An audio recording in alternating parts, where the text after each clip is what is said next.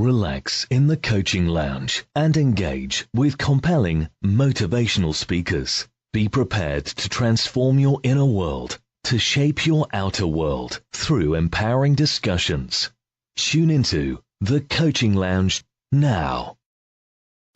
You're tuned in to another episode of the Coaching Lounge with your host, Rebecca Gordon, lead life coach at satellitelifecoaching.com. Listen to interviews with creative thinkers, motivational speakers, models of success, and key people of influence. Tune in, relax, engage, and transform your life now.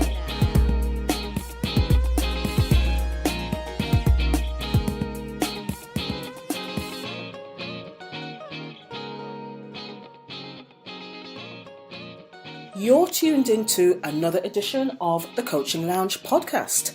My name is Rebecca Gordon. I am the lead life coach at satellitelifecoaching.com. And today I have a guest with me who I already know has actually, got a lot of interest in what she does. And I can see that from her energy and activity on Facebook, as well as the great input and feed forward that I've had when I've put the request out for any questions for my guest. So I've got 1, 2, 3, 4, 5, 6, 7... 8 or so people who have sent in questions. Wow. Yeah, wow, big wow. And their questions are not just one, they're multiple questions, Daniella. Amazing. Yeah. This is great. It is, yes. So what that immediately tells me is that people want to be published. Well, that's it. That's it. So let me just, because I know a bit about you, Daniella, so let me just share with my listener who I'm speaking to today in the Coaching Lounge podcast. I have with me Daniella Blechner, who is the founder of Conscious Dreams Publishing. What a beautiful name. Daniella is also the best-selling author and book journey mentor who is passionate about inspiring and empowering others to transform their stories, messages, and powerful journeys into books of impact and influence. And you may be interested to know that over the last 12 months, Conscious Dreams Publishing, through the efforts and the great work from Daniella Blechner, has published over 25 books, 8 of which have become bestsellers. And Daniella has recently been shortlisted for the National Diversity Entrepreneur of Excellence Award. Congratulations there to you. Thank you. Yeah, so there's a lot more to Miss Daniella Blechner. And what I'm going to do is just to invite Daniella to join me in the Coaching Lounge. Welcome, Daniella. Welcome. Thank you very much. Thank you very much for that lovely introduction, Rebecca. You're welcome. Okay. Well, Daniella, there's lots for me to ask you. I've got my own questions, and as I've said, questions from listeners to the Coaching Lounge podcast. But first of all, let me just ask you. You are the author of Mr. Wrong. Yes, I am indeed. Yes. Mr. Wrong, it's a humorous and insightful exploration into why some women continually attract Mr. Wrong. So if someone seeks to purchase that book, what message will they get from it? What message will they get? Well, first of all, it's not a man-bashing book. I know it's called Mr. Wrong. Yeah. But I mean, before I kind of go into the message, my why behind the book, the reason why I wrote it was because I wanted to unite, inspire and empower women and give us a platform where we can share our stories and our journeys, but more to the point, learn from them and self-discover. So the book is a collection of stories written by women across the world who've encountered this, infamous Mr. Wrong character. Yeah. Some of the stories. Yeah, I was going to say, we've all come across that character in our lives, haven't we, as women, at some point? Yeah. Well, some of the stories are, tongue-in-cheek dating disaster stories. Some are more, poignant and powerful stories of overcoming abuse. But the purpose of these stories is to have a sense of openness where we can talk about them, but learn from them and identify with each other. Because I feel that once we open up that dialogue, so much more can be healed. It looks at the power of forgiveness, the power of, understanding our belief systems. Where do they come from? Understanding that we are the author of our own destiny to an extent, and that, everything that has happened to us has been a result of a choice that we've made, and we can be empowered through knowing that, and make different choices about our life to explore our negative belief systems that we might have about love, life, and relationships, and put the onus back on us as women to claim our stories, but to create a new path and start breaking some of these patterns and cycles that sometimes feed down through generations. And it looks at the men's points of view and also success stories as well. So it's a whole look at relationships from every angle, but really starting from self. Okay. And Mr. Wrong is available on Amazon. That is correct. It's available on all good retailers. So Waterstones, Amazon's one of them, Barnes and Noble, or my website. Yes. You can get signed copies through my website. Okay, fantastic. Okay, we'll get your website details a bit later on. Yep. And as you say, there's no shame in having had a relationship with a Mr. Wrong. No. Because, and we shouldn't really hide these things. Like you say, it's about exploration, what went wrong, what can I do, what needs to change. And actually, in the past few months, I've had really good interviews with 2 relationship coaches stroke counsellors. Oh, fantastic. Yeah, and we have looked into certain aspects of that.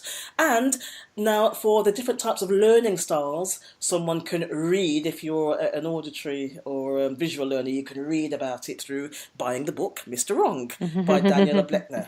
So Daniella, it's fair to say that writing is in your veins. When did you first realise you were a writer? Oh, good question. I think from very, very, very young, I can't explain it. I would say from about 4 or 5 years old, I started off writing poetry. The cat sat on the mat, just a fascination with words, how they sound, how you can use them, the meaning of them. And so I think my mum used to send off my poetry to these little poetry competitions. I didn't know what was going on at the time. I was just writing the cat sat on the mat. Right. But I mean, when I got to about 8 years old, I remember being asked, I hope, teachers ask, what are your dreams for the future? Where do you see yourself? And I had a much better vocabulary as an 8-year-old than I do now. It's embarrassing to say, but I don't even know where I learnt these words. But I remember saying, I'm going to be an author. And for me, it wasn't a question. It just is. That's me. And I remember saying, but I'm not going to be an author until I'm 40 and I'm retired. I'm going to sit at home and write books all day. Children's fiction is what I'm going to do. Yeah. And sort of just feeding off on that, the clients that I work with, or people that say they want to publish books or they want to write a book, it's a dream. I always ask them to connect back to that one dream they had as a child, because that's that time where I believe anyway, we're at our most powerful and purposeful before we've had all these belief systems thrown upon us that tell us we can't do this, or we have to be of this caliber to do that, or we're not good enough, or do you know what I mean? Those self-doubt. So from a very young person, it's just something I knew I was going to do. But in the end, I sort of published 3-4 books before my 36th birthday. Wow, fantastic. Okay. So it's actually, you made a decision and you decided to focus on this as your career path. Well, it's weird. It didn't work like that. I didn't choose to focus on it. I did 101 other things. I worked in film. I worked as a runner. I worked, my profession is a teacher. So many different avenues, but I knew that writing was something that I always wanted to do. So I don't know, I guess it wasn't something I was fixated on it. It was something that I knew I was going to do, but I didn't know when it was going to happen. And it just happened organically and naturally. Lovely, beautiful. And you've worked in film. Tell me more about that. There's not that much more to say apart from the fact that sort of around 20 I said, right, I definitely want to do film. I went to Ravensbourne, I studied broadcasting and really enjoyed creating the content, and I went on to direct some short films. I was very surprised. One of them, I was lucky to get £600. I got a £600 grant from Lewisham Film Council to create a film based on for Black History Month. I did that. It was a real challenge. Absolutely loved it. And I was blessed for it to be chosen to go to Chicago International Children's Film Festival. Never been to Chicago before. LA Pan-African Film Festival. Went out there as well. Wow. Absolutely loved it. I also got shortlisted for, I think it was B3. It was a B3 initiative. Right. For up-and-coming writers and directors to have something screened on BBC Channel 4. I got shortlisted, didn't make it through. But during the time, I was actually working in TV, right? Okay. And I was doing things like running. Okay, for those who don't know what a runner is or a runner is in film and TV, it's literally just doing all the odd jobs that no one wants to do on a film set. Okay. Making the tea, Yeah. making sure everyone's happy. And I did that for a few years, and for very, very little, in the hope that I could climb up. Right. But the TV industry is so difficult, and a lot of the time it is about who you know, not what you know or how much experience you have. And that's a sad fact. And it was during that time where, I think after a couple of years, I realised, this isn't me. I don't even watch TV. Why am I doing this? And what I am is a writer. What I am is a teacher. What I am is a mentor. That's what I'm passionate about, helping other people. So I'm glad I went through that, because it made me realise that I wasn't about, being on TV sets and, working in TV, but who I was and what I am is back to what I thought I knew I was as a child, and that was a writer, and not to be afraid to embrace that. That's a real good awareness, actually, as to how you've come to be where you are, because it's sort of like all your transferable skills have actually culminated in this, being you an expert in your craft and in your field. That's and right. Sorry, I was going to say, after making 1 million cups of tea, yeah. Well, but the thing is, even in that position, it's the subliminal messages, the things that go into your subconscious about what's possible, or actually, where you want to be. So it all adds up, doesn't it? Exactly. Exactly. It's like Steve Jobs said, connect the dots. Oh, I like that. Yeah. So, there are so many questions to ask you, and I think it's fair to say, Daniella, that I and the listener is getting, a real good impression that you are an expert in your field. So what I'm going to do is actually delve into the questions. Now, as I've said, we've got several questions, but to maximise this interview and get the most out of it in the time that you are spending with me today. So the questions might come out a little bit jumbled, if that's okay. Yeah, okay. Absolutely fine. So I'm going to start off with my questions. I'm a bit selfish like that, yeah. So I've got 3 questions to ask you. Talking about Mr. Wrong, learn from Mr. Wrong and claim Mr. Right. How long did it take you to write that book? Oh, that book. It wasn't so much the writing that took so long. That was my real kind of foundation in terms of understanding and learning how the publishing process works. Right. So I was working 6 days a week during that time. One of those days was Saturday, 2 jobs, flat out, but I always dedicated time to it.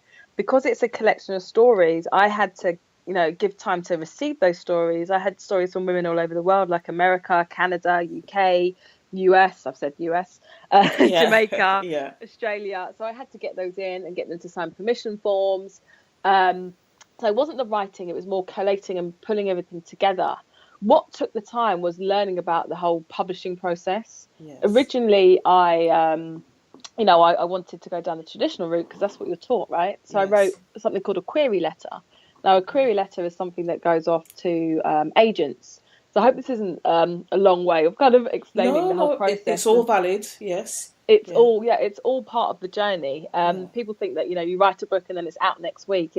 There's so much more behind it. The writing was the easy bit for me. Okay. So I wrote my query letter and I sent it off to, all these different agents who then help you to get a traditional publishing deal with, for example, a traditional company like HarperCollins or Random House or Penguin. Right. And while I sent this letter off, with 3 chapters of my book which I hadn't finished writing, I stopped writing because I was waiting for a response. And then all the responses came back. It takes anything between 3 and 6 months sometimes, and they came back and it's like, brilliant piece of writing, very witty, engaging, brilliant new writer. However, we're looking for somebody with more of a following, or somebody who has a great ideas for marketing plans, because that's what they ask for now as agents, or we're looking for someone of a different genre.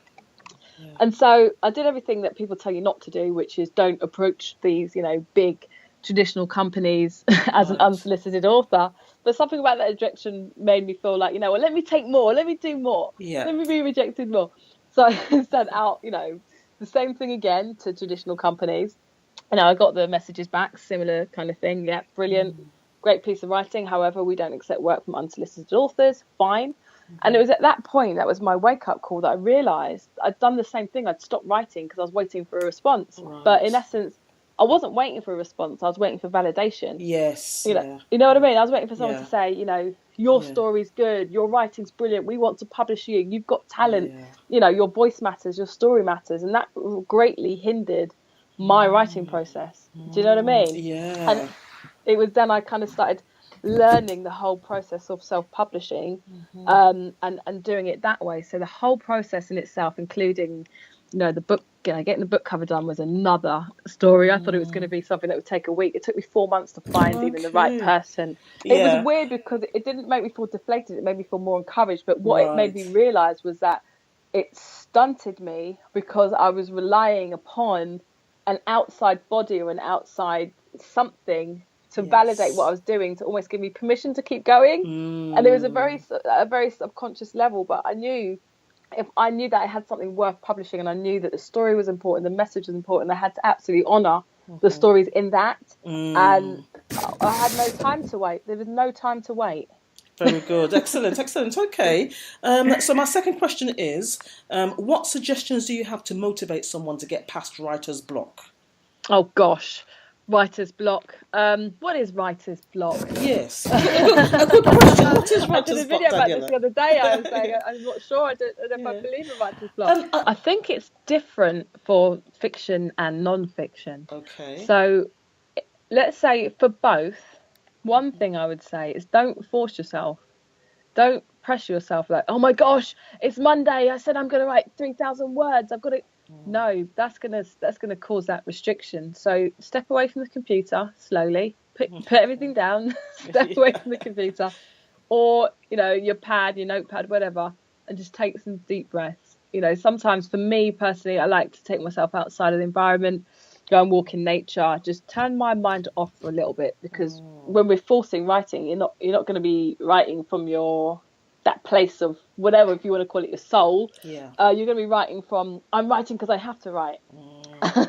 So take that time, whatever works for you. If you want to meditate, go for a walk in nature, whatever, have a nice bath, step away from it. The second one is buy this book called Julia Cameron's The Artist's Way. Oh yes, it's brilliant. Have you read it?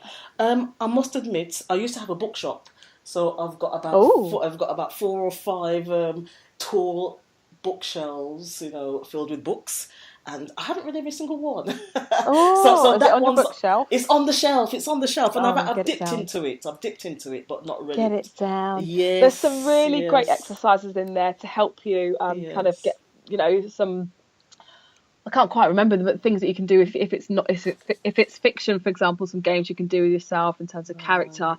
But one of the ones I found the most powerful is called Stream of Consciousness. And as an English teacher, it's something that I did with my, you know, young people that I worked with, who very often would say, you know, we used to do exercises where it would be, you know, look at this haunted house or look at this image. And take your mind. I loved doing stuff like this as a kid. Take your mind somewhere far away and do a piece of creative writing about it. Don't know what to, I can't think. So like, but you're younger than me, you're 15. You should have an imagination at your fingertips. What's going on? Get into your mind, make it up, it doesn't matter. So I wanted to take away that fear of being wrong, or it has to be like this, or the spelling, punctuation and grammar has to be on point. And so I did this exercise that's in Julia Cameron's The Artist's Way. And I said, look, close your eyes for a few minutes, take some deep breaths, and write a stream of consciousness. It doesn't matter what it is. No one's going to look at it. I'm definitely not going to mark it. So whatever comes into your mind, write it out. And when I was writing Mr. Wrong, and there were times where it's like, I'm not quite sure where I'm going with this, or what the next kind of bit is right now here, I did that kind of writing, gobbledygook, stream of consciousness. And what that did, it kind of just got rid of all the gunk.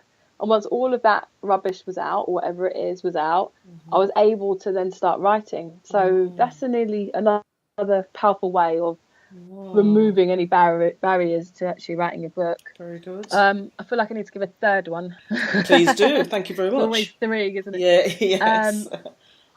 The third one I would say is, if it's non-fiction and you're a bit stuck because you're not quite sure of facts or information, spend some time researching, because researching is just as powerful as writing for your book. And there was a question I did want to ask, actually. How did you go about the research for Mr. Wrong, or, you know, say any one of your books? What is there a particular process you use? Good question.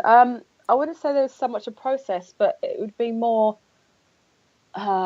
typical example. Okay, so there's a chapter in there called Mr. Serial Liar. Okay, based Oh, off one of the characters. Yeah. yeah. So you've got different characters like Mr. Loose Eye, Oh. Mr. Dreamer, Mr. Serial Liar, all the Mr. X Factor, for example. No, yes, you can apply these to Mrs. as well, but this book's called Yes. Mr. Wrong.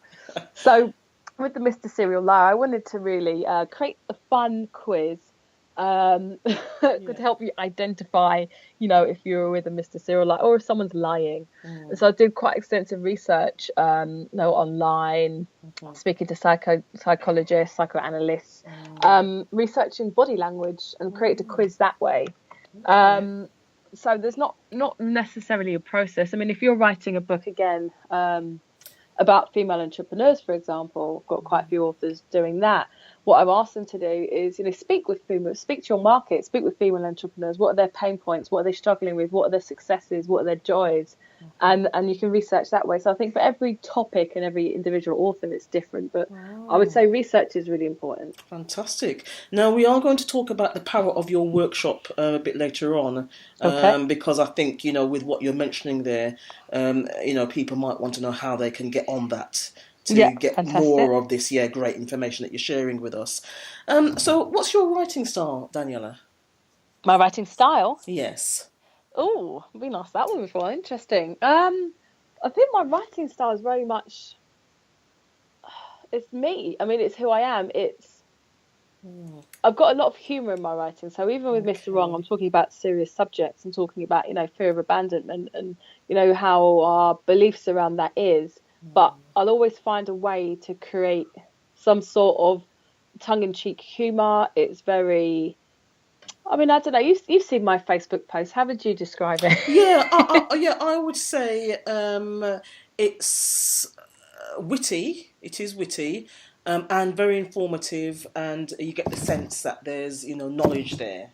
Yeah. I think as well, it depends on your personal style and how you approach the topic, and also who your reader is as well, which is most important. I think what style will suit the reader. I guess it's getting that balance of who you are and be able to speak to your reader, if that makes sense. Yeah, true. Yes. If I go back to the research, because I am aware that like you said, you've given some ideas of some research and some different things that people can do. However, is a way to research writing on post-it notes and mapping out and moving them around, is that something that you have tried or would you advocate? I would advocate it definitely if that's how you work. My mind's very funny. I'm very visual. I was one of these kids who went to school and I was always told, don't rush ahead, start planning. And I'm like, no, I'm doing it my way. I don't need to plan. I've got it. Go. It's all over my mind. Get it out. Yeah. And I've got one of those strange minds that can remember lots of different number plates and chains of numbers, and so I've got a lot in my mind that I probably should actually write down now. So post-it notes in terms of researching, if that works for you, yes. One thing I do with my clients, so the Power of Your Story workshop, after that workshop, there's a free accountability package. And part of that is they set 6 objectives for their book, so 6 goals. So one of those goals could be, research a particular area. And so it's all in the spreadsheet. And then after they've done their 3 objectives, they'll tick them off, and then they've got their milestone reward, and then 3 other objectives until they reach their 90-day goal. So I always encourage people to set 90-day goals, but plan clear objectives towards that goal. Brilliant. And then on top of that, have 3 goals, 3 small, sizable goals each week. So it could be, for example, this week I'm going to contact 10 women to be case studies in my book. I'm going to map out my book cover design, what I want my cover to look like, or I'm going to write 1,000 words this week. So just small, sizable goals, and however you wish to, lay out your work, your research, and whether you're going to use post-it notes is up to you. Fantastic, good. Now, yes, I mean, very intriguing, writing a book is something that we can all do, I would say. However, what I'm hearing from you is that you've got to dedicate, time to this passion if you want to get a book written, but actually just to be creative about it as well. Yeah, definitely. I mean, in terms of how we work with women mainly who have finished their first manuscript, so we're not so much on the writing process. Oh, right. So the Power of Your Story workshop, there is an element, I set this up because I was speaking to so many people who were writing books and were halfway through or they hadn't started, weren't sure what to do, and I really wanted to serve and help them. Yes. So I don't teach writing. It's weird because although writing is my passion, like writing is me, it's not something, you know, I can teach it in secondary school, how to tap into your creativity, but it's not something that I can teach. It's really difficult to describe. So part of this workshop, we have a book writing coach, and she helps the ladies to lay out their book into chapters and create structure, and that's really important. And she will then go on to coach them if that's what they need. But definitely, when I start working with them, it's when they've got their first draft complete. And what I love about it is the beginning process, and I guess that's where the magic is or the fun is, because you're not just writing a book, you're actually creating a vision. So it's what is your vision, not just what does your book look like, but what is your book going to do for you? What impact do you want to have in the world? Do you want to go out and speak? What does that look like? Where are you going to speak? What events do you want to set up? You know, do you want radio interviews or podcasts with Rebecca, for example? Yeah, absolutely. Yes, please send people my way. I will. But it's just looking at that whole vision. You know, your book launch. What do you want? Not just here's a book. I've written a book. I don't know what to do with it. It's creating the vision, and that's where for me the magic comes alive. Absolutely, I would agree with that. Great. Okay, so I'm in the coaching lounge with Daniella Blechner. What I am going to do is take a brief break at the moment, and then when we return after the adverts, the following questions will be from some listeners. So please stay tuned, and we will be back shortly. Think big for a moment. If you could create your best life, how would this look? What if, in just 30 minutes, you had a plan of action to get closer to your dream? Make the impossible possible and claim your free session today. Visit www.satellitelifecoaching.com now. If you're like me, you'll want to introduce your child to educational resources with images that represent their African worldview, nurtures their confidence, and advances their learning. What you want is a service that provides resources and worksheets to embrace your child's culture and empower their identity. If you are a parent or guardian who wants to homeschool or supplement the school experience, subscribe to Hika Online's low-cost, easy-to-access content that will keep your child entertained and wanting more. Help your young person celebrate their uniqueness and encourage them to succeed. Join hikaonline.co.uk today and get your educational resources with an African worldview. I'm Rebecca Gordon. I'm your host today in the Coaching Lounge, and I have with me Daniella Blechner. Daniella is the founder of Conscious Dreams Publishing, also a best-selling author, and the facilitator and founder of The Power of Your Story, which is a fabulous workshop, and Daniella's given us some information about that already, but we are going to talk to her in depth about that a bit later on and find out how you can join the workshop, The Power of Your Story.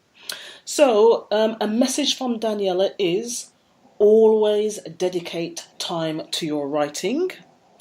And right now, in this segment of the podcast, we are actually going to, I'm going to read out some questions from the listeners, from some listeners. And I must say I've had a lot of questions, so let's just get stuck in here. Wow. Yeah, so the first question is from, first set of questions, I should say, is from Eleanor. And I think you've answered one already, Daniella. The question was, what advice would you give to a first-time author? And what you did say is connect back to a dream you've had as a child. Is there anything else you would expand on for that question? Yeah, I would say definitely the very first one is know your why. So why are you writing what you're doing? Why this book? Why now? And what do I mean by why? It's not just what are you writing, it's why are you doing it? So what impact do you want to have? Are you writing your story because you want to share with people that it's okay to speak up about particular topics? Do you want to empower people through your story? Are you uniting people? Are you raising awareness about something? Do you want to transform someone's thinking? So why are you passionate about what you're writing about? Equally with children's books, we had an author whose book is called Mummy, I Love Your Hair, and her why was, it was actually based on her own daughter.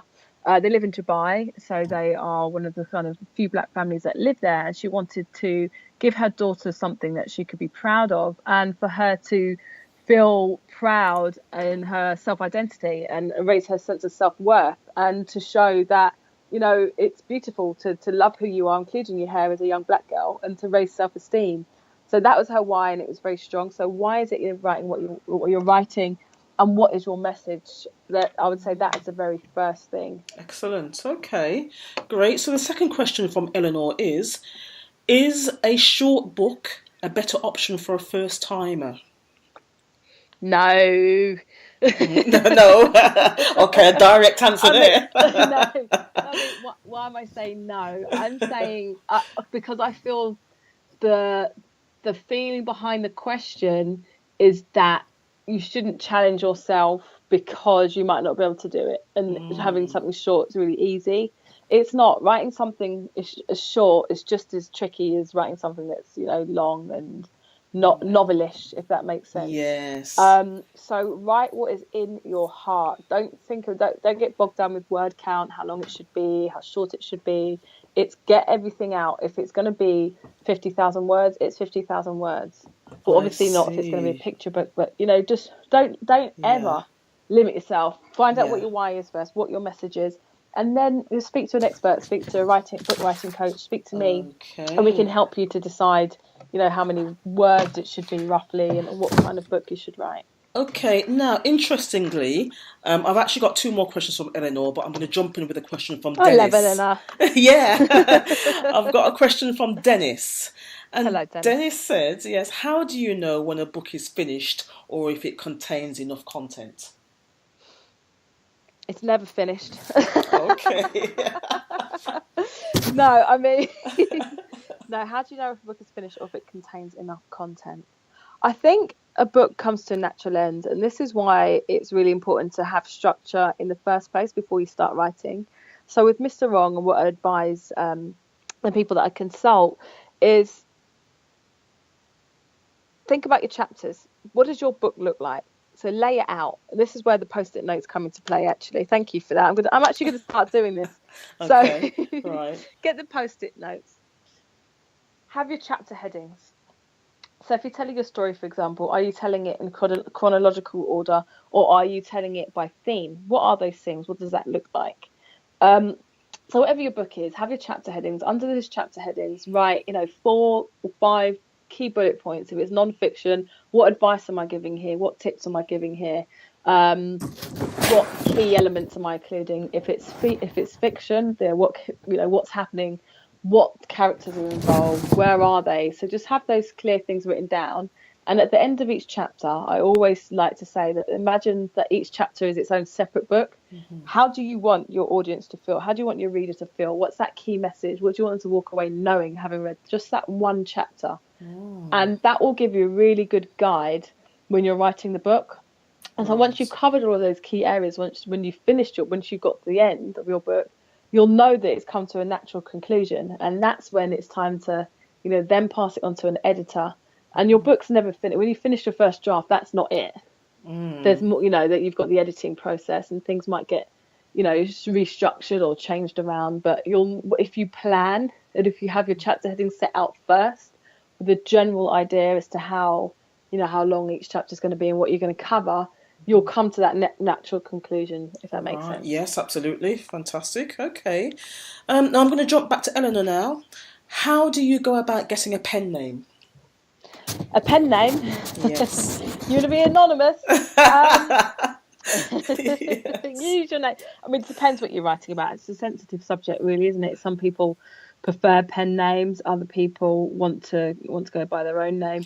I don't know if there's an... So I was just going to say, I used to have a bookshop, I think I mentioned before, and in my bookshop, I wanted a Waterstones from my eyes from a black perspective. Yeah. Right, brilliant. And not to say we had a top shelf so much, but there are, for example, I Right, got ya. yeah. So, for example, I remember when I was looking through the catalogue from the publisher I was buying from, and there are erotic titles. There's different types of titles that might be bordering on sort of like controversy. So I think it's a fair question, actually, isn't it? In terms of a pen name, you might not want to know. Want someone to know you've written the book. That is true. That is true. In fact, I've spoken to a few authors with pen names as well, Right. or authors who are known by a pen name, but also known as their actual name too. I see. So those with pen names who've maybe written a bit of erotic fiction that they don't really want, their mother to read, that's completely understandable. Yes. But I guess the thing with that, it's your promotion and your marketing would be different than if you were, going as your own name. Having things like radio interviews may be tricky. But if your book, you are your book, if that makes sense. So Yes. if your book can sell itself, then that's great. The anonymous blogger, it's doable. I don't know if there's a formal process to actually get a pen name. That's going to be quite interesting to look into. I don't think there is. I think you can just... Right. You can just use one. You can just use one. So it's not a good or bad thing, really. It's just, depending on the... Personal preference. Yeah, personal preference. Yeah. That's right. Okay. So jumping to a question from Johnny now. And this might link back to the power of your story workshop, because you've explained a little bit about how you support people once they've got a manuscript. So the question from Johnny is, how much does it cost to get a book published? Oh, good question. It's all bespoke. So obviously... publishing a really short poetry book that needs minimal editing is going to be cheaper than producing a book, it's a 100,000 word book. Okay. So it very much depends. I would say the bulk of the fee goes on editing. Right. It depends. So it depends on word count. It depends on the quality of writing, how much editing is needed, what type of editing is needed. Is it going to be content editing, which is all about structure and development? Is it just a proofread it needs, which will be obviously a lot cheaper? What kind of cover design do you want? Is it going to be something that's hand-drawn? If it's hand-drawn, it's going to be more expensive than if you're using stock cover image. Are you going to have illustrations? So, I mean, the best thing to do, Dennis, is if you do have... a manuscript, is to get in contact with me. I can leave my details at the end. It's to get in contact with me. How we work is that authors will send through their manuscripts and we'll decide whether it's something that we would publish or not. Sometimes we go back and say, actually, we think you might need, to work a little bit more on this manuscript and recommend you our book writing coach to work with. And then we'll send you a bespoke quote from there. But generally, it depends on publishing company to publishing company. I see. So with Conscious Dreams, do you publish particular genres of writing? Particular genres? Yeah, we would say we are very much looking for transformative books. So non-fiction, for example, personal life stories, memoirs, entrepreneurship books, children's fiction, anything that really educates, inspires and empowers. Okay. And if I go on to the book cover design, because we're talking about that right now. So how do you... Two questions, I think. How do you find a graphic designer, and how do you, identify that the person you're going to work with gets you and can translate what you want for the cover? Great question. Okay. We've got a team of in-house illustrators, and each of them they have their own unique style, different styles. So some are pencil and pen, some are graphic designers, some are sketches, all different animators, all different types. So what we would do is we would match an illustrator with the author. We'd show them their portfolio or examples of work they've already done, and they would choose what style they'd like. And so it works that way. If you're publishing yourself, so if you're not going through a publishing company or self-publishing, be very careful, because I use websites. I mean, these are great websites to find freelancers. So Upwork.com is one. You've got Fiverr.com, but it is very hit and miss. You've got to be very careful. And also people per hour. Now, there's some great people on there, and then there's people who you know, freelancers that aren't so great. So it's finding the one that suits you. So when I was doing Mr. Wrong, I had a clear image in my mind as to how I wanted it to look, but I didn't really know how to translate that or portray it.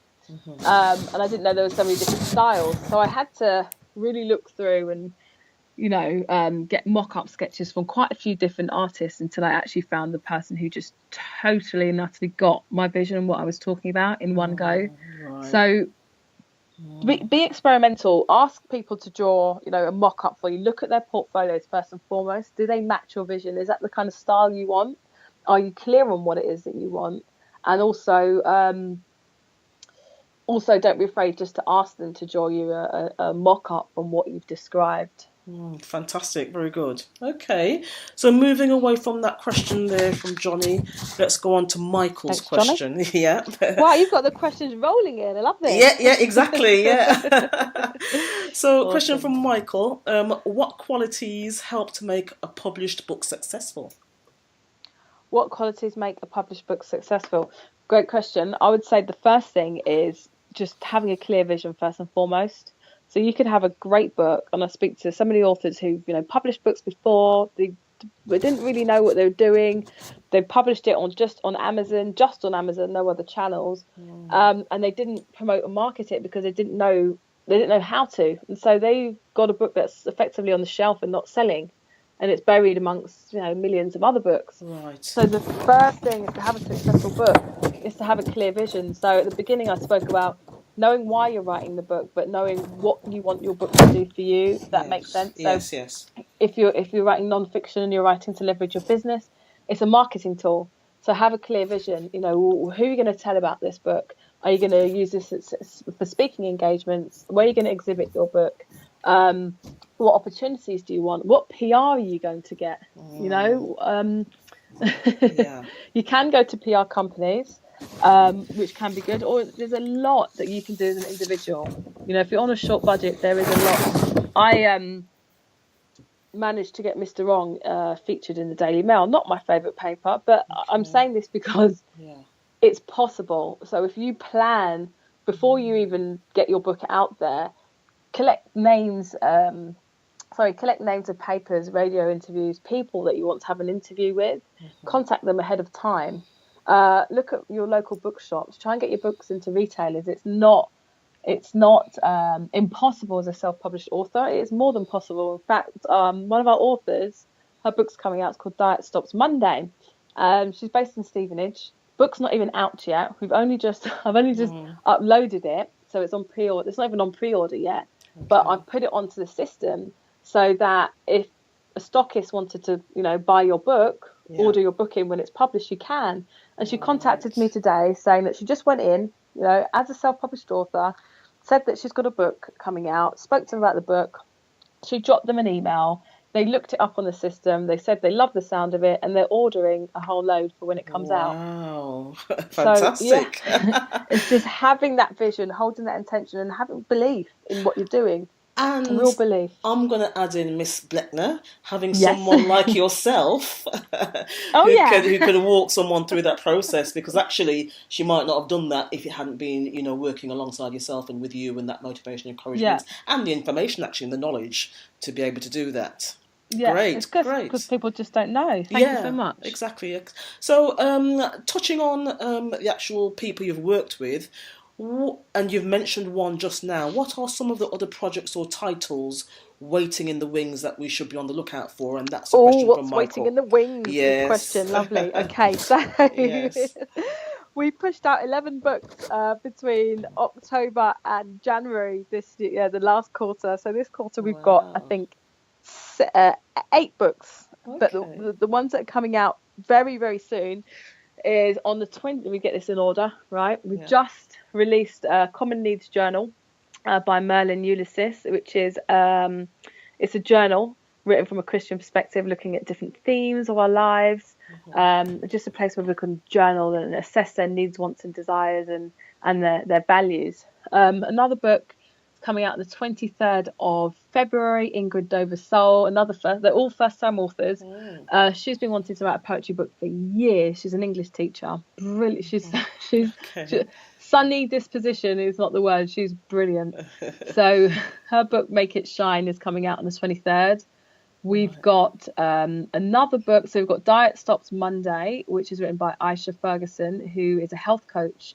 And it's great, ladies. Look, if you like cake, it's brilliant. Dieting, she busts all the myths you've ever known about dieting, and just really tells you how it really is. Okay. What a healthy lifestyle really means, and you can eat cake. It's fine. So I love it. Yeah. So that book's coming out at 3rd of March. Yeah. We've got on the 15th of March, we've got a romantic thriller coming out called Blossom Tree, based on a tumultuous relationship between the two characters.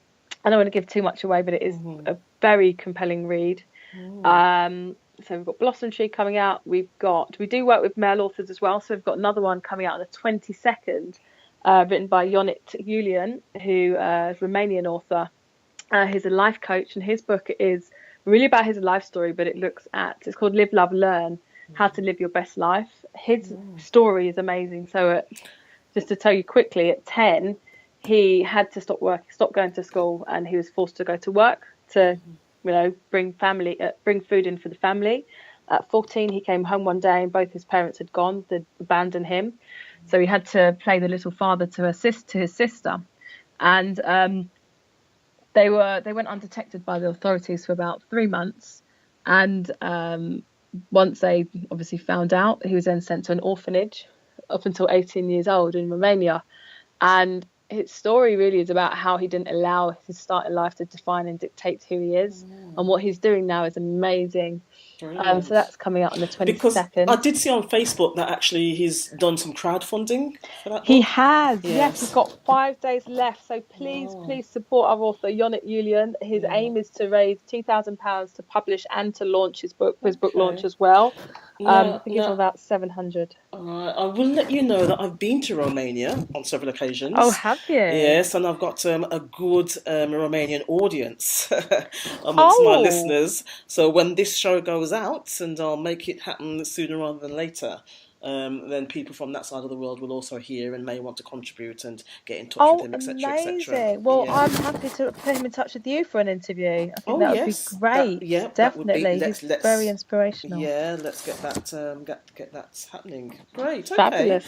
I've got one more book. Oh yes, please do share. I can't let it go without mentioning my partner. I've got others, but this will be the last one that's actually right in the pipeline right now. Yeah. It's called Master the Basics. So Dean Williams, who is also known as a Love business consultant, leadership, organisation, vision, empowerment. That's what Love stands for. He's not a relationship coach. But no, he's a business consultant. His book's called Master the Basics, which is coming out on the 29th of March. It's all about how to master the basics of your business and to grow a successful one. I see. Now, that's not his first book, is it? No, his first book's called Path to Financial Peace. No, that's it, because I have met Mr. Dean Williams. Oh, have you? Yes, I met him when I went down to the 100 Black Men meeting in London. Yeah, a few years back now. And I was very impressed with his style and what he had to share. Again, a wealth of knowledge there. And Excellent. It was through that event that I met Talia Gray. And she has also been interviewed on the podcast. Yes, I saw that. Yeah, so Dean Williams, great guy. So please go out and buy the book. What's it called again? Yes, it's called Master the Basics. It's coming out on the 29th of March, and it should be available for pre-order pretty soon. Okay, and I'm going to be a bit presumptuous here and say that we will soon have Dean Williams on the Coaching Lounge podcast. Yes, we'll soon have Dean Williams on your podcast. Yes, okay. So I'm conscious of the time, and your time is valuable. So I'm going to actually shift now, just going back to some of the questions that I want to ask you myself. Yep. Now, I have a granddaughter. She's 3 years old. Oh, wow. She's very, very bright. And I just want to know, what advice would you give to a parent who wants to help a child develop their skill for writing? Oh, brilliant question. To help them to really explore their own creativity and imagination, to not put barriers on their writing or what they're doing. Obviously, spelling and punctuation is important, but what makes a good writer is someone who can write from the heart. And quite often when we stipulate rules and things, it can take that away. That comes later. Right. You know, I've worked with, and Dean himself is dyslexic as well, powerful writer, and powerful speaker. And so sometimes I would write as he speaks. We've worked with authors who are dyslexic and who absolutely feared writing a book because they thought they'd be judged. In fact, Gosha Gorna, she's a transformational coach. Her book's called The Expansion Game. She wanted to write for so long, but she was so fearful. And funnily enough, The Expansion Game is all about how to transform your fear into brilliance, a technique that she created. And she used it on herself and broke down that barrier of actually losing that fear and writing that book. So it's more than possible. I want to impress, if there are any learning difficulties, we call them, or dyslexia, not to allow that to hold you back. If you have a story, if you can speak your story, there are other tools you can use to enhance, get that book written. Take them out in nature, get them thinking, get them, to make up their own stories before they go to bed. Give them an exercise I do with some of my students is I might get them to write down a noun or a name of a character, a location, a verb, or whatever it is, and get them to create a story with just those 5 elements, including those 5 elements. So it just keeps them in touch with their own creativity, and always be willing to hear what they've written. Superb, great, very inspirational, I must say. And I can imagine, some people just listening from this interview will be very motivated and encouraged to actually get their book out. Awesome, I hope so. Yeah, I hope, yes, I'm sure that might be the case. So why would you encourage someone to work with a publisher such as yourself rather than go down the route of, working with a Random House or Penguin or whoever, or, their own self-publishing? I mean, different routes suit different people. If you work with someone like me, I'm a book journey mentor because I understand that publishing a book is a journey. So we help you from the beginning in terms of creating your vision, which I spoke about. What do you want your book to do for you? We're very hands-on in that vision for you. We leave you as an author empowered. So we don't take royalties. That model may change if I start to get J.K. Rowling's coming in or Alice Walker's coming in, and I'll kick myself. But at the moment, as an author, my integrity is that as an author, I know how hard it is. Your money does not come from your royalties. Your money comes from what you do with your book and, what you gain from your book once you've written it. It doesn't come from your book. So I'm not interested in taking percentages of people's money. And so we leave you empowered. We directly link you to a distributor so that you can track your royalties. The royalties go straight into your account. You can track your sales. You can change your book details at any time. So you're very much empowered. So it's called partnership publishing. You get our hand holding. We do the work for you. But it's very much your vision. It's your book. It's your journey. That's our slogan, your book, your journey. There's also opportunities because we do work with one of our editors is also a literary agent, which is great. There's some books that sometimes have traditional publishing company appeal. And sometimes it's possible for her to write a book proposal and to pitch the book to a traditional company. And then it's up to the author to then decide if they want to go ahead. There's so many authors who are traditionally published who now want to become self-published because it's everyone is different. But with us, we give you an opportunity. We don't restrict you. We want you to grow. We want you to do well.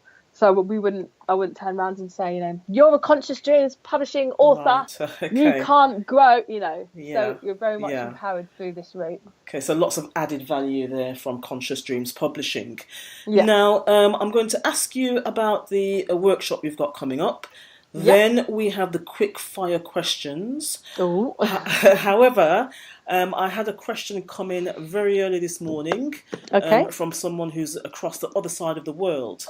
So I must read her question before I forget. Now, she said, I'm interested to know if you have a story inside of you that you must write, but the narrative is based off personal experiences, how does the writer ensure the central character's voice remains believable whilst avoiding coming across as full autobiographical?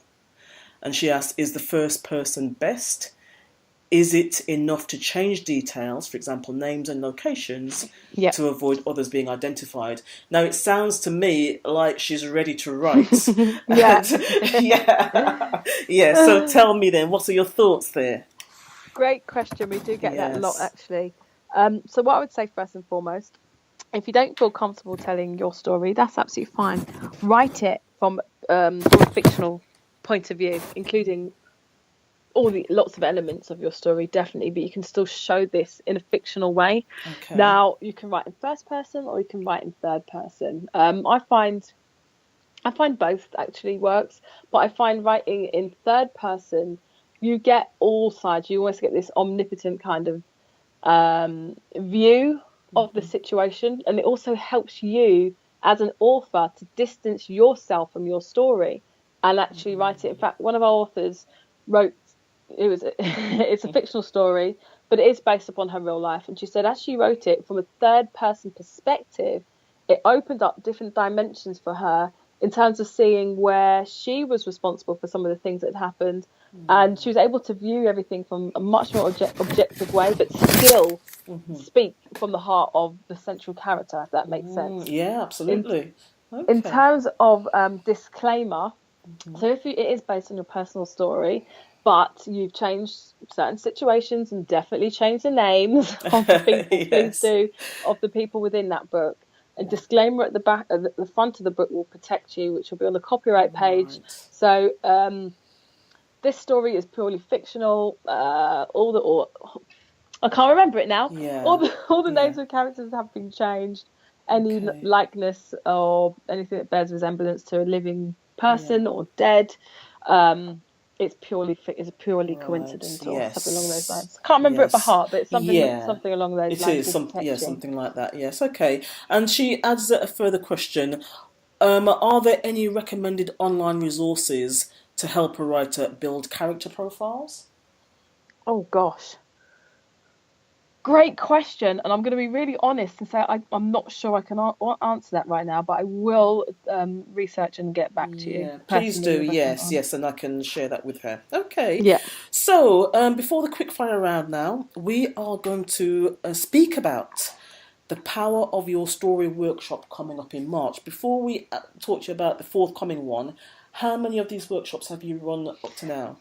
Oh gosh, this will be the 4th workshop, and it's definitely one of my favourite parts of my role as a book journey mentor. Okay, so tell us about it, please. Okay, so the Power of Your Story workshop is for 10 to 12 women, in this case, with powerful messages and stories to share with the world, who want to make a difference and are serious about publishing their books. So each week, it used to be 6 weeks, we've changed the format slightly, so it's used to be 6 Saturday mornings. It's now 3 full Saturdays. So each week focuses on a different aspect of the publishing process. So the first week is all about knowing your why, mapping out a vision, knowing who your audience is. The second half of that day is run by our book writing coach and literary editor, and she's going to help you to not write your book, sorry. She's going to talk about how to structure your book. So by the end of that session, you should have 12 chapters laid out. So you get that structure and clarity. You then have other experts such as Janine Cummings, who's actually one of my first book mentee. Well, she was my first book mentee. She is an absolute expert at live streaming and social media. So she'll be running a practical session on how to use live streaming to get your book out there. We also have Diane Riney, who is a PR expert, speaking about how to get your book in the press.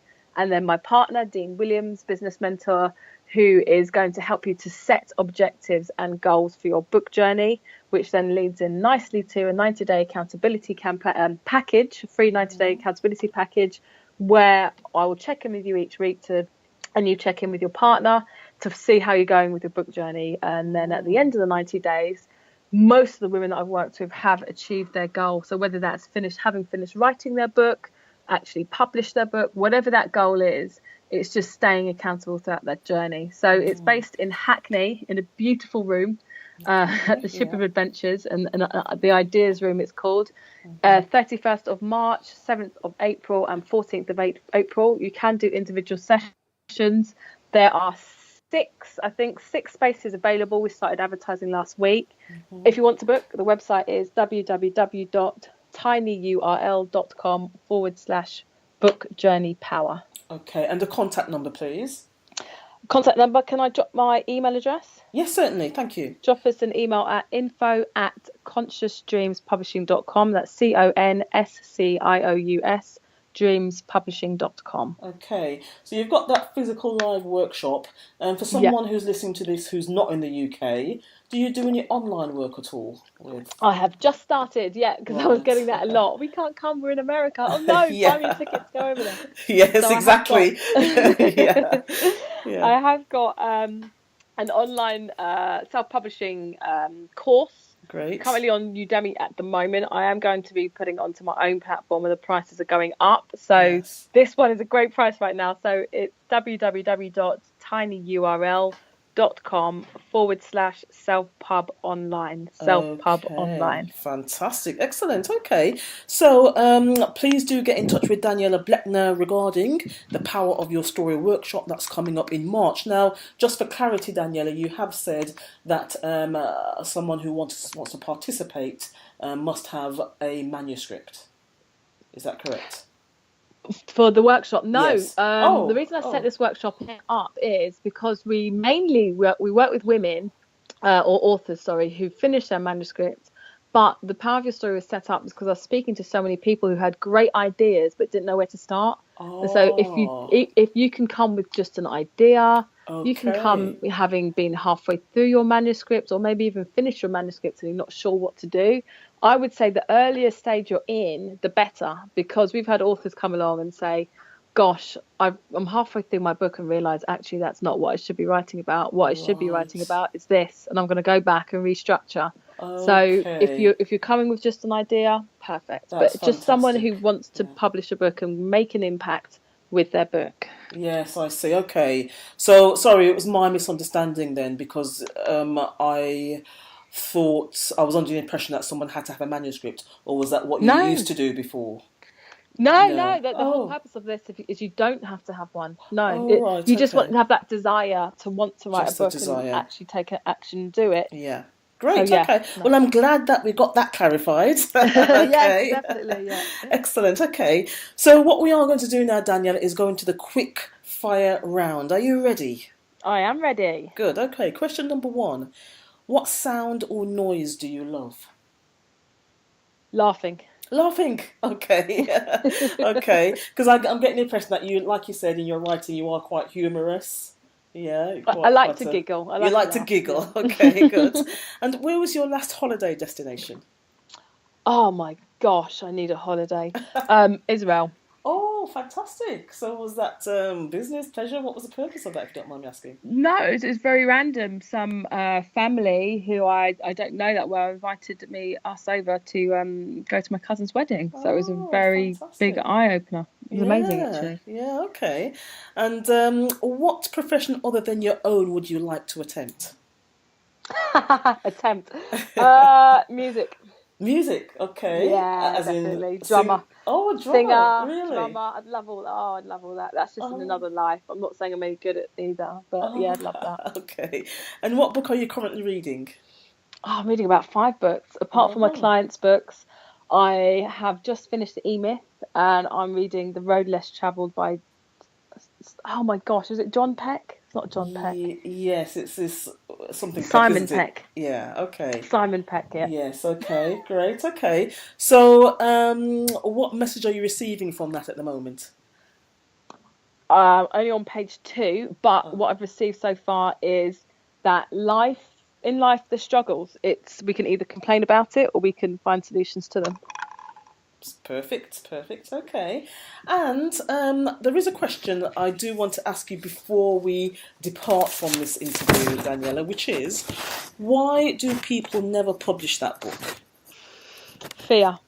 They say, I say that the 3 main things are lack of knowledge, lack of time, lack of funds, but I think underlying all of that is a belief system that what they're writing isn't good enough, they're not good enough, because if that fear didn't exist, we would find the time, we would, there's a pool of tools and resources out there, mentors such as myself, to help you to gain that knowledge, and there's ways of raising funds to invest in your dream. Excellent. And no better reason than to approach Miss Daniella Blechner from Conscious Dreams Publishing and talk about joining her workshop, which is called The Power of Your Story, due to start again in March, to get the support and help and assistance with getting your story out there. Daniella Blechner, it's been a great pleasure talking with you today. It's been an absolute pleasure speaking with you as well. And I mean, the energy from the listeners, the people who I put this out to, they've come back with so many questions. Not all of them, I've not even been able to ask all of them. But it just does go to show, actually, people do want to write. People do want to get their story out there. So you've shed light and hope for many people today. Oh, I'm glad. Yeah, and the next stage, I would say, is just to take the action. Get that email off to Daniella. Look at the websites, register for the course, and start the process. Fabulous. I mean, my website is, I don't think I've given my website, www.consciousdreamspublishing.com. You can connect with me directly there as well. Great. And the other thing to say is actually you do Facebook Live quite a lot, don't you? I do, every so often. Yeah, I do enjoy it. And when you were talking about your experience in TV and film, I thought, no wonder she's a natural. But I was just making cups of tea. I always wanted to be behind the camera. I was never in front of the camera. It was only until actually my first mentee, Janine, who is the #1 UK female live streamer, got me into it, that I realised that this is something that I actually genuinely enjoy. I was fearful of, but I enjoy connecting with people and giving information. I think it's because it's live, you're speaking with people. Yes. And completely different if it's pre-recorded. Oh, right. Because actually I came onto one of your live streams and you mentioned my name. And so that was a real personal connection, which I thought, how did she know I've come on? And then, because I've never done that before myself. And then I loved the way you were talking about the book covers. So it was a children's book, and you were showing the front, you were showing the back, and you gave a lot of good information that made sense. Yeah, that someone could go onto your live streams and just take a lot away. So therefore, what I'm saying is, anyone who connects with you at your workshop will get tremendous value from the days they spend with you. Yeah. Thank you so much. Yeah. Thank you. Wish you all the best as well, especially with your book. Thank you. And what we will have to do is get you on again to just talk a bit more about some of the other people you've worked with, and for you to send people to the Coaching Lounge podcast so we can get some of these people, to actually talk about their work and their involvement with you, and what's going to happen next for them. Amazing, we'll do. That sounds like a plan. Yeah, and actually on that note, Daniella, what's next for you? What's next for me? The Power of Your Story workshop coming up in March. Dreams and plans is to have Conscious Dreams Book Awards sometime next year. I'm not going to say hopefully, it's going to happen next year. Yes. So the next one is my biggest vision is to connect women from all over the world with their stories and have a global women's conference where we could unite together, share our stories and celebrate our successes. That is brilliant, amazing, great energy, Daniella. Thank you. But thank you for being you. Thanks, Rebecca. Thank you. You're welcome. Thank you for tuning into the Coaching Lounge. Join us next time for more insightful interviews with inspiring guests. You can hear previous shows on SoundCloud by searching for Satellite Life Coaching. We're always interested to hear your feedback and topic suggestions, so don't hesitate to email us on info@satellitelifecoaching.com.